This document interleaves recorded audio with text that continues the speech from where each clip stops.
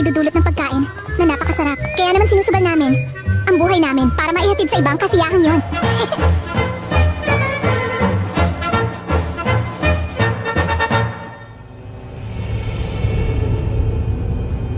Matapos silang maipasa ang ikalawang pagsubok ng Hunter exams, sumakay ang mga aplikante sa airship at kasalukuyang papunta na sa kinaroroonan ng pangatlong pagsusuri. Magpapakilala ako na maayos na natirang mahusay na 42 aplikanteng nakaabot dito ngayon. Tulad ng nabanggit ng inyong examiner na si Menchi, ako si Netero, ang chairman ng Hunter Exam Selection Committee ngayong taon. At ako si Bean, ang secretary. Ang totoo, dapat magpapakita lang ako sa inyo sa huling bahagi ng inyong pagsusulit. Pero nandito na rin lang ako, kaya mabuti na rin na nagkakilala tayo. Magaling. Gusto ko nararamdaman kong tensyon dito mula sa inyo. Maganda yan. Nakapagpasya na akong babantayan ko kayo hanggang matapos ang exams. Ipapaalam ko sa inyo na makakarating tayo sa ating destinasyon bukas. Ganap na alas 8 ng umaga. Maya-maya lang, handa na ang hapunan kaya pwede na kayong kumain. Sa ngayon, maaari na muna kayong magpahinga. Yes, Taragon! Ikutin natin tong airship. Gusto mo ba? Gusto! Ang dami na lang energy ah. Ako matutulog na muna. Latang-lata na ako. Oo nga, ako rin. Pero bago yon, may bumabagabag lang sa aking tanong na gusto kong masagot. Oh, ano yun?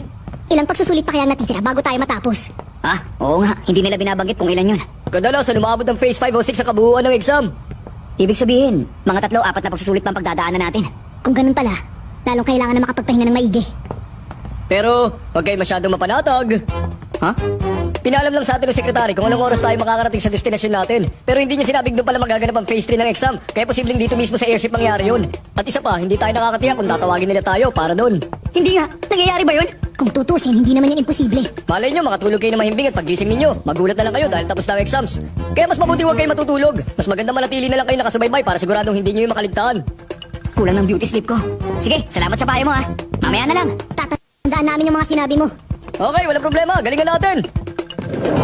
Ang dali niyong maloko. Ngayon, hindi kayo makakatulog at tiyak na mabagsak kayo sa pagsusulit bukas dahil sa pagod.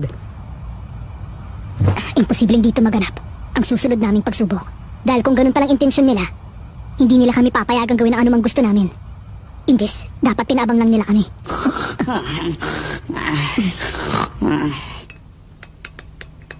Sa palagay nyo, ilan kaya sa kanilang makakapasa ngayong taon? Yung makakapasa na sa lahat-lahat? Oo, madaming maangas at magagaling sa batch na to, no?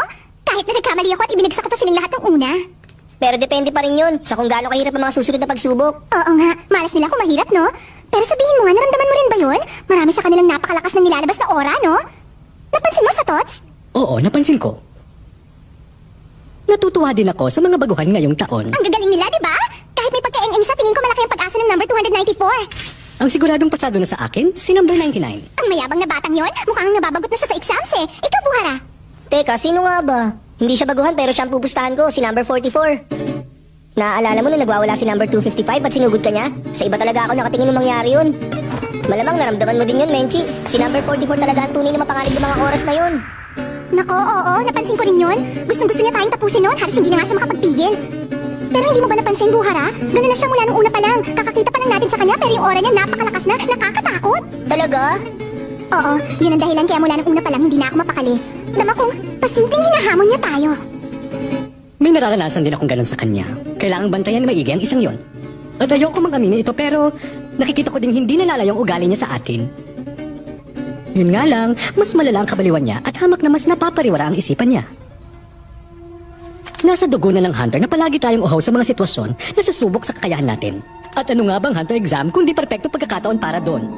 Para makahanap tayo ng katapat na mapaglalaanan natin ng respeto. Kaya naman kung minsan, hindi natin maiiwasan na makatagpo tayo ng iilang individual na tunay na espesyal at may mga katangiang angat sa iba. Sadyang lihis sa nakagisnan.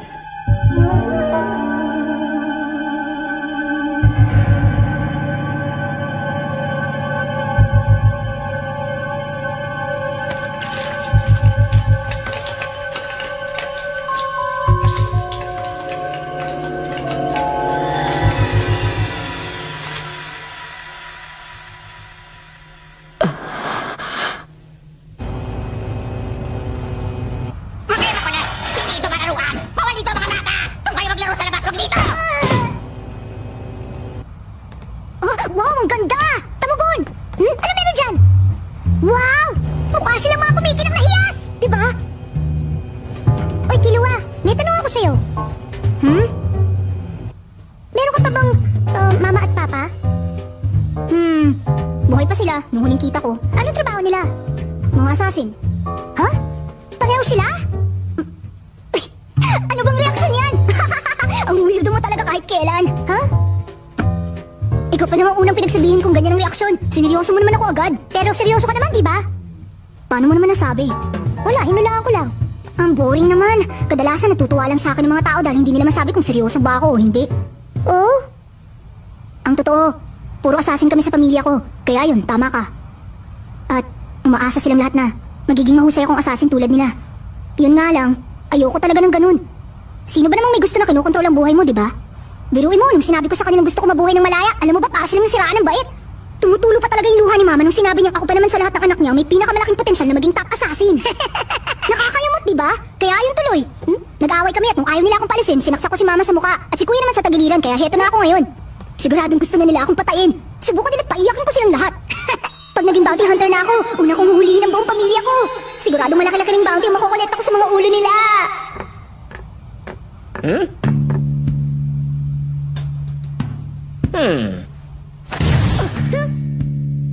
Anong problema mga bata?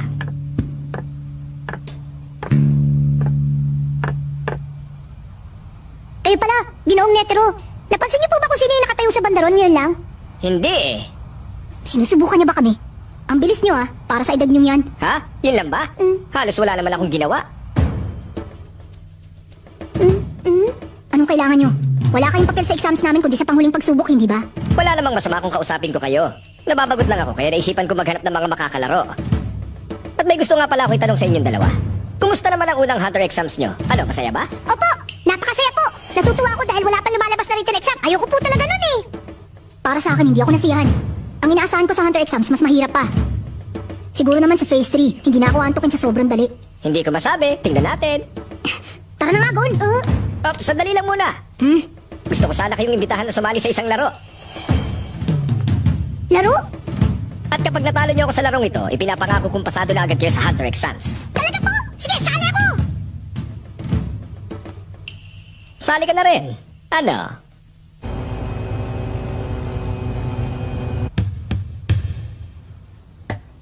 Okay, makinig at ipapaliwanag ko na ang mga patakaran. Ang dapat nyo lang gawin ay agawin sa akin ang bolang ito bago lumapag ang airship natin sa ating destinasyon. Yun lang at panalo na kayo. Kung tama ang pagkakaalala ko, hanggang mga alas 8 ng umaga bukas ang biyahe natin. Ibig sabihin, may 7 na oras kayo para subukan gawin yon. Pwede nyo ako sugurin sa anumang paraan. Walang bawal. Puro depensa lang ang gagawin ko, walang opensa. Ho? Parang sobrang dali naman nun. Hindi naman patas para sa inyo. Tingin ko patas lang naman. Bakit di nyo muna subukan? Kailangan nang agawin yung bola, tama? Tama. Okay, ako unang susubok. Sige lang, handa na ako.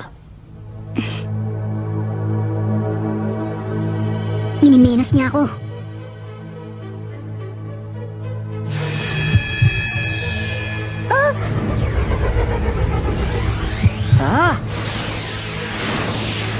Ang daming kinuha! Alin na totoo? Isa yung espesyal na teknik na natatari sa mga assassin.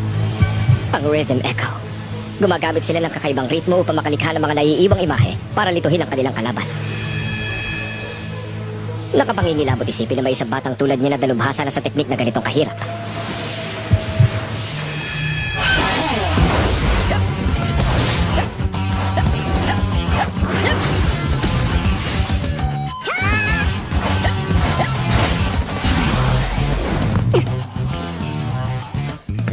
Napakaliksi niya.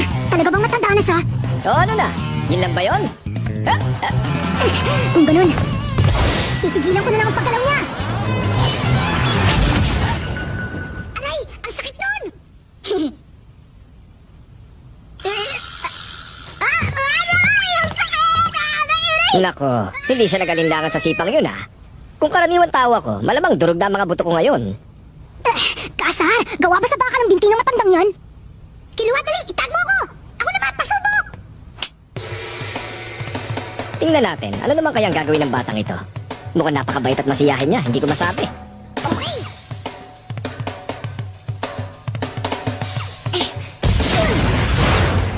Aba, mabilis din pala ang mga paa niya. Kaya lang, mga 10 taon pa bago gumana sa akin ang harapang atake. Bata pa talaga ang isang ito. Oh, tumalon?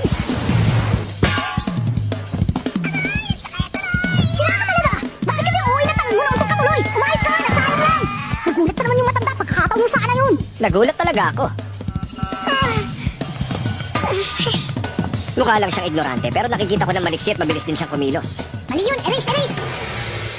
Sapat na ang dalawang ito para libangin ako hanggang mag-umaga.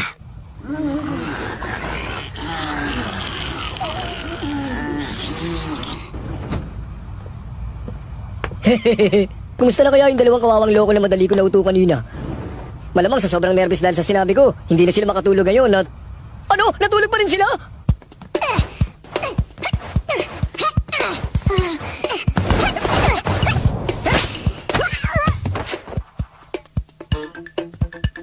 Ilong ko! Wala kayong ibabatbat sa akin pag ganito. Kusugurin nyo kaya ako na sabay para hindi kayo mahirapan. Napupuno na ako! Okay! Manda na kayo! Nahihirapan pa rin kayo.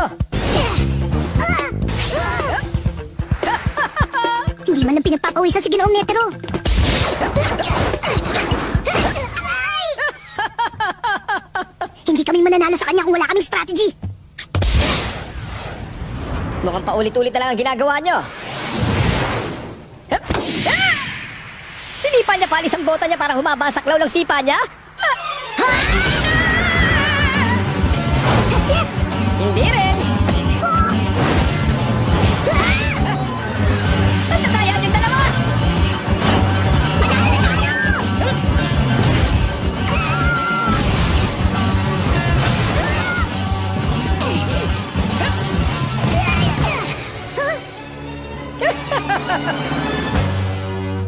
Magaling ang ginawa niyong yon. Napabilib niyo ako. Ang galing yung Ginoong Netero! Ang galing talaga!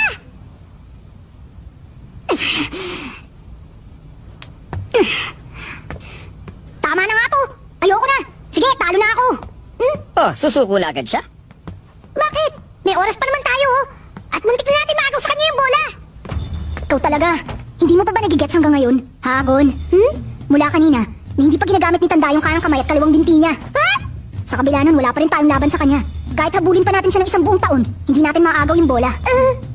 Nako, mukhang nabisto niyo na ako. Ang akala ko pa naman maluloko ko kayo hanggang matapos ang oras. Hindi ko napansin yun, ah. Nakakatawa. Ang galing niyo talagang manginis. Umalis na tayo, Gon. Pero gusto ko pa ituloy ito ng konti. Ha? Hindi mo ba naintindihan yung sinabi ko ngayon lang? Imposible. Hindi natin kayang agawin yung bola sa kanya. Alam ko, wala na akong paki sa bola. Alahati pa lang ng time limit na nagamit natin. Pipilitin ko si Ginoong Netero na gamitin ang kanang kamay niya bago maubos ang oras. Ganun ba? Sige, kung yan ang gusto mo, good luck na lang. Matutulog na ako. Ginoong Netero. Paano po nagawa ni Kilua yung ginawa niya kanina? Yung naging napakarami niya? Alam niyo po ba ang sikreto?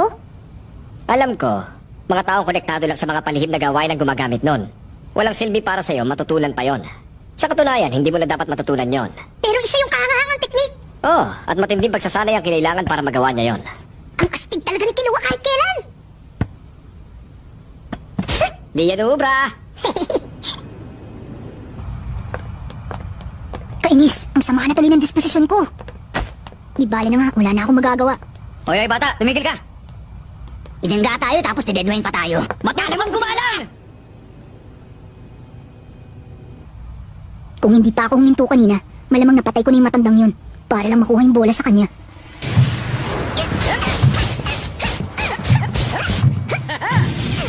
Aba, habang tumatagal, mukhang bumibilis palalo ang mga kilos niya. Kunwari, kukunin niya ang bola, pero ang target niya, ang tiyan ko!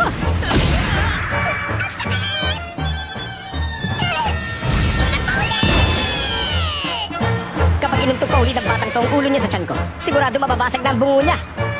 Pero kapag hinayaan kong bumaba ang depensa ko, ako masasaktan. Iilag na lang ako!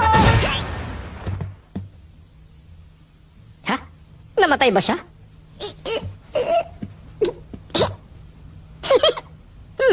Kita ko, ginamit yung kanan niyo! Ha? Aba, Yes! Nagawa ko!